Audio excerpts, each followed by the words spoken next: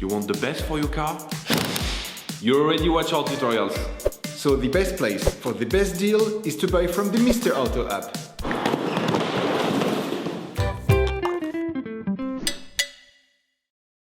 For this operation, get hold of the air filter that you will find in the video description. Turn your engine off.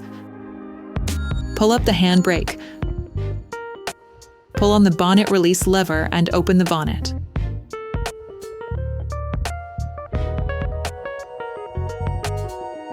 You should now be able to easily see the airbox to change the filter.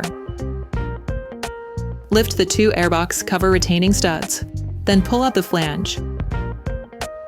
All parts used in this tutorial are supplied by our trusted partners. These partners also help us create as many video tutorials as possible. Check them out in the description below. Before putting the filter back in place, it is important to clean it properly by vacuuming any remaining impurities that may remain in the filter compartment.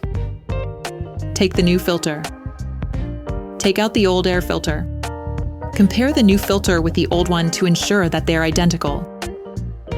Replace it by inserting the new one into the rack.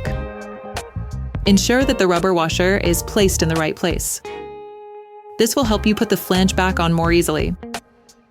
Insert the whole thing into the compartment. Lock it in place by pushing upward. Operation completed.